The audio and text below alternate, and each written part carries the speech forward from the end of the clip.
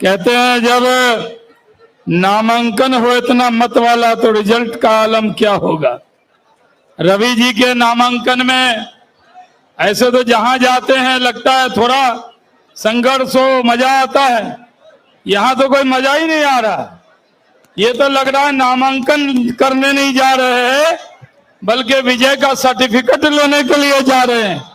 ये लग रहा है नामांकन सभा नहीं है, विजय सभा है, क्योंकि एक सीट जो है पटना साहब, यहां रविशंकर जी का रिजल्ट आउट है, बस नंबर बढ़ाना है। भाइयों और बहनों, सारी चीजों को इन्होंने ट्रिपल तलाक खत्म करने वाले, धारा 370 खत्म करने वाले, अब इनके ऊपर ये नाम लगेगा कि अपनी सीट से बिहार से आरजेडी को भी खत्म करने वाले का रिकॉर्ड इन्हीं के नाम बनेगा। हम सब उम्मीद करते हैं कि यहां पर रविशंकर जी रिकॉर्ड वोटों से जीतेंगे। पहले भी रिकॉर्ड बनाया है, इस बार जीत कर जाएंगे। और इनका मामला ही क्या है, जिनके नामांकन के दूसरे दिन देश के सबसे दुनिया के लोकप्रिय नेता नरेंद्र मोदी जी जिनके लिए रोड शो करने वाले हैं, उनके बारे में कहना ही क्या है। हम सबका सौभाग्य है कि हम लोगों को रविशंकर प्रसाद जी जैसे नेता मिले। इतना वोट दीजिए कि पूरे हिंदुस्तान में 10 टॉप 10 सीट हो, उसमें पटना साहब का भी नाम हो। बहुत बहुत धन्यवाद। जय हिंद। नदे मातृभूमि मंच पर आसीन सभी सम्मानित नेतागण, वर्तमान हमारे माननीय सांसद रविशंकर प्रसाद जी के आज नामांकन के मौके पर मंच पर आसीन सभी माननीय नेतागण और आज के नामांकन में उपस्थित पूरे पटना शाही व बिहार के कोने कोने से आए हुए भाई और बहनों, यह 18वीं लोकसभा का चुनाव विकसित भारत विकसित बिहार जो देश के जन जन के माननीय प्रधानमंत्री नरेंद्र भाई मोदी का संकल्प है कि आने वाले समय में विकसित भारत विकसित बिहार बनाने का, जब जब भारतीय जनता पार्टी को सरकार में आने का मौका मिला है और हमारी पार्टी ने समाज के अंतिम पावदान पर जब बैठे लोग जाकर के हैं, उनकी चिंता की है। माननीय मोदी जी की सरकार जब बनी थी तो उनका नारा था सबका साथ, सबका विकास, सबका विश्वास, सबके विश्वास के रास्ते पर देश को आगे ले जाने का काम किया। तो कोरोना काल रहा हो, कोरोना काल से आज तक जिस तरह 10 वर्षों में माननीय मोदी जी ने गांव, गरीब, किसान, महिला, नौजवान के लिए लगभग 175 योजनाओं को लाने का काम किया। यानी आज जो हमारी सरकार केंद्र में 10 वर्ष पूरा हो चुका है, ये वास्तव में इस देश के इतिहास में स्वर्णिम काल जाकर के है। मोदी जी ने भारत का मान सम्मान बढ़ाने का काम किया है और उनका जो लक्ष्य आने वाले समय में विकसित भारत विकसित बिहार कैसे बने, कैसे देश आगे बढ़े। बहुत बहुत धन्यवाद। जय भारत, जय हिंद, वंदे मातरम। अब की बार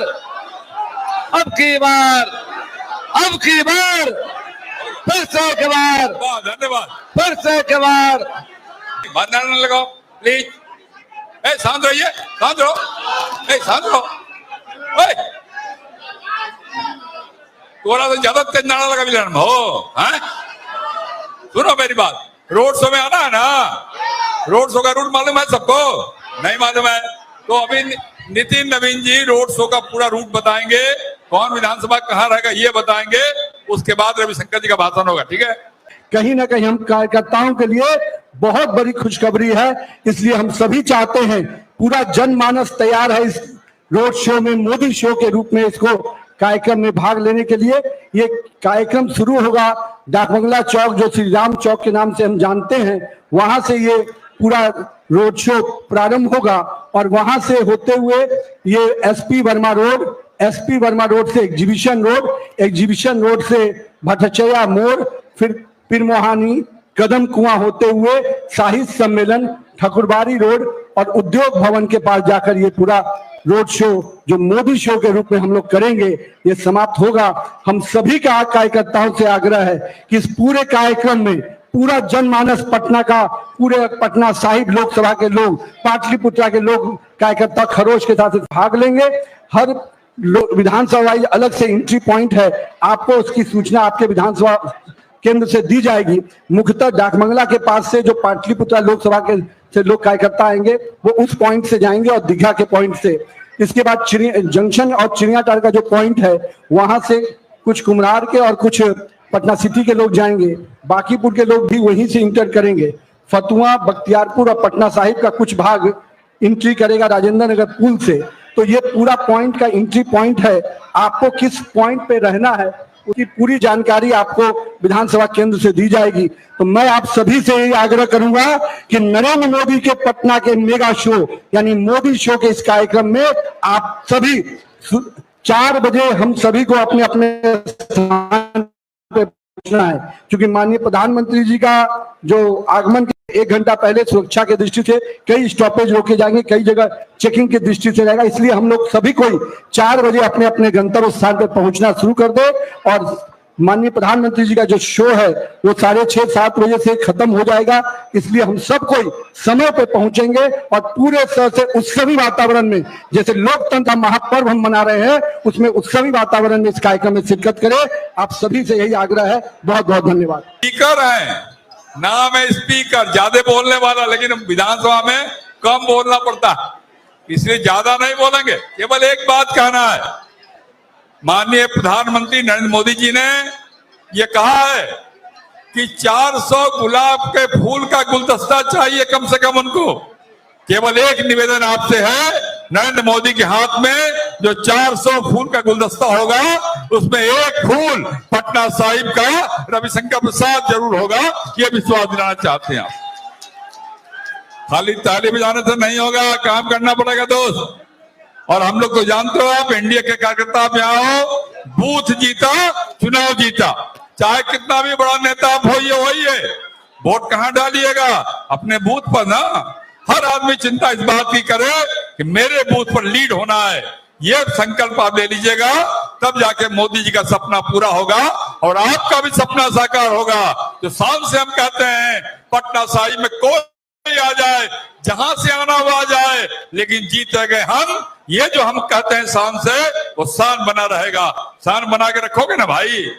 अरे 400 पार होगा ना, 4 लाख पार होगा ना। तो रविशंकर जी तो सुन लिए, लेकिन देना किनको है? मोदी जी को।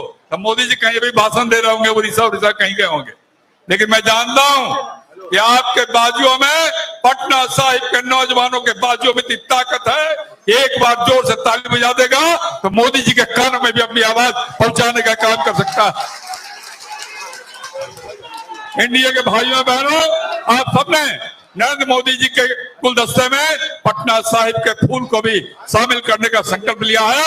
यहां से 4 लाख से अधिक मतों से रविशंकर जी को विजयी बनाने का निर्णय लिया है। मैं आपके प्रति आभार प्रकट करता हूं। अब बिना कोई लाग लपेट के अब माननीय रविशंकर जी से आग्रह करता हूं, भाई कार्यकर्ता घंटों से खड़े हैं, इंतजार कर रहे हैं, आपके नामांकन के लिए आपके साथ जाना चाहते हैं। अब कोई भी औपचारिकता बिना किए हुए आइए रविशंकर जी, अपने संबोधन से हम कार्यकर्ताओं को उत्साहित करिए। माननीय रविशंकर प्रसाद जी।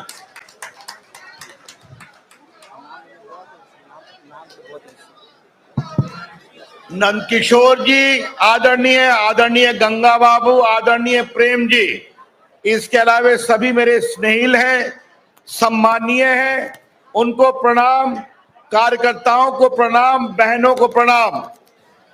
बस 2 मिनट में अपनी बात खत्म करूंगा।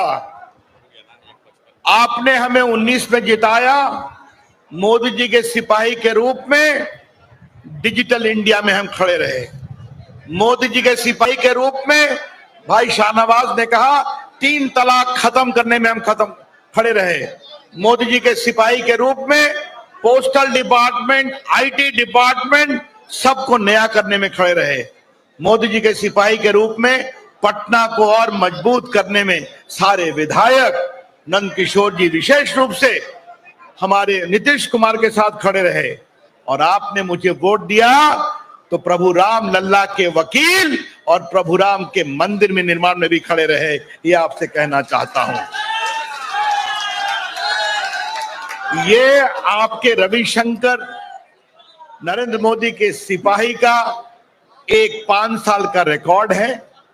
इस 5 साल में आप आशीर्वाद देंगे तो नरेंद्र मोदी के सिपाही के रूप में पटना के लिए, बिहार के लिए और देश के लिए और काम करूंगा और संसद में आपकी आवाज और मुखर करूंगा। मैं आपको बताना चाहता हूं, पटना का पूरा विकास हो, बिहार का पूरा विकास हो, क्या बख्तियारपुर, क्या फतुहा, क्या संपतचक, क्या गौरीचक, क्या पटना की चारों विधानसभा का इलाका, पटना महानगर, सबके लिए काम करूंगा जैसा पहले काम करता था। अंतिम आग्रह क्या है? हमने आग्रह किया माननीय प्रधानमंत्री जी, अटल जी के बाद किसी प्रधानमंत्री का पटना में भाषण नहीं हुआ गांधी मैदान में। इस बार आप आइए ना, रोड शो करेंगे तो मुझे बहुत खुशी होगी। जनता आपको देखना चाहती है पटना में।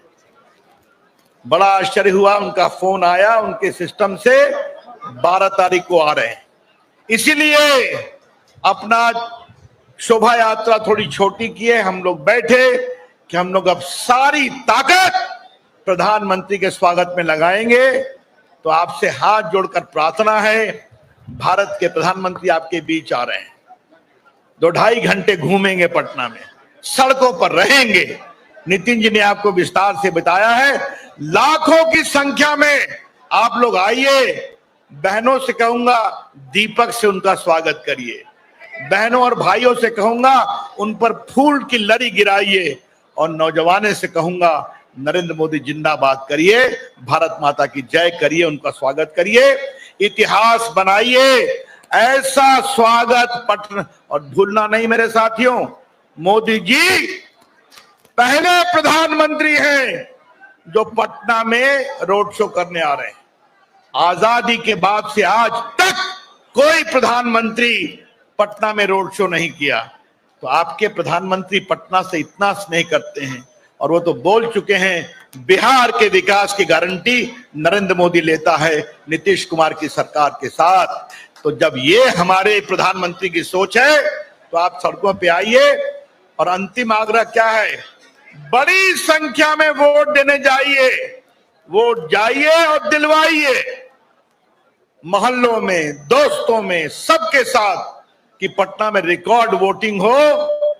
और अब मैं निकलूंगा अपना वोट देने के लिए, नामांकन देने के लिए। मेरी बड़ी इच्छा थी आपके साथ खूब चलूं, लेकिन बंधन है तो मैं इनकम टैक्स चौराहे तक जाऊंगा आपके साथ, और वहीं तक परमिशन है, और वहां से मैं नामांकन के निकल जाऊंगा। आदरणीय गंगा बाबू हमारे प्रस्तावक हैं, आदरणीय सीपी ठाकुर जी प्रस्तावक हैं, प्रदीप मेहता जी कहाँ हैं? इधर है प्रदीप मेहता जी, और हमारे आदरणीय गंगा बाबू हो गए, और ललन सिंह जी कहाँ हैं? आए थे, होंगे। तो हम लोग जाएंगे प्रस्ताव देने के लिए, 5-6 लोग को अलाउ। तो आपसे आग्रह है, आशीर्वाद दीजिए और रिकॉर्ड मत से जिताइए, और मुझे इनकम टैक्स चौराहा छोड़ने के बाद आकर भोजन करिए। भोजन आपकी प्रतीक्षा कर रहा है। मेरे साथ जोर से बोलिए, भारत माता की, भारत माता की।